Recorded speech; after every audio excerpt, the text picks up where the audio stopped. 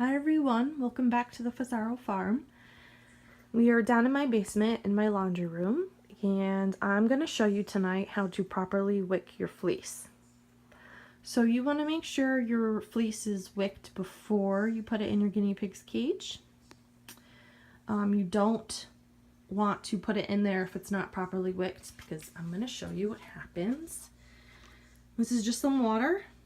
I'm going to pour it on top, and as you can see, it just pulls on top of the fleece.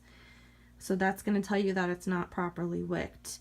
What you want it to do is when you pour the water onto your fleece, you want it to go down immediately, be absorbed into the absorbent layer. You don't want it to pull on top here, because then your guinea pigs can walk and sit and sleep all over and in their urine, and you don't want that. That's not healthy for them. It can cause urinary tract infections. It can irritate their skin, their feet. So you really want to make sure and test your fleece and make sure it's properly wicked. Now, it can take 2 to 3 washings before it is wicked.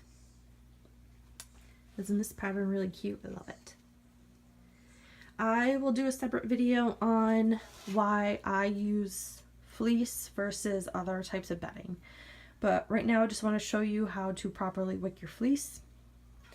So what you want to have is some vinegar, white vinegar. This will help clean the fleece, and it will help to get rid of that top protective layer of the fleece, which makes the fleece not be able to wick.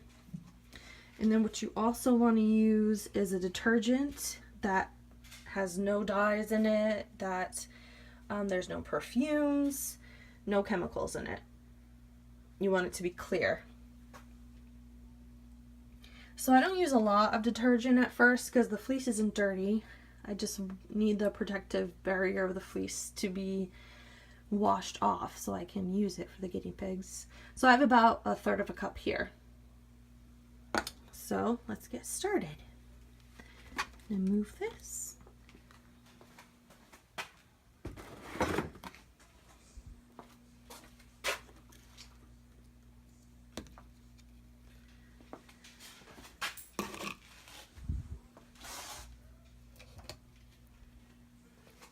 Don't want that to spill.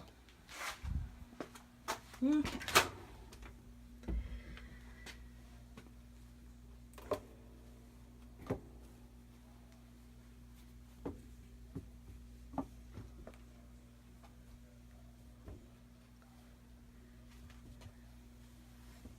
When you put your liner in the washing machine, you want to try and open it up a little bit.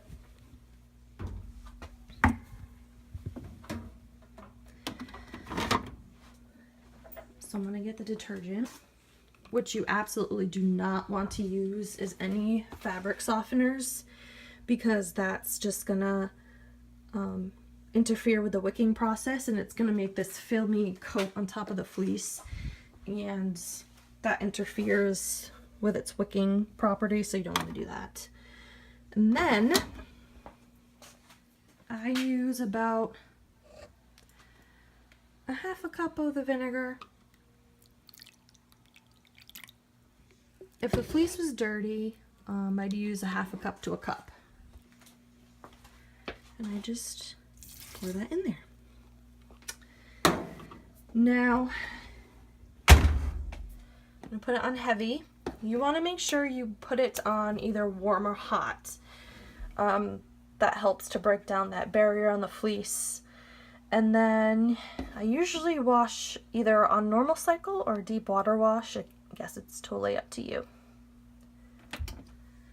Oh, hi, Casper. You gonna watch it?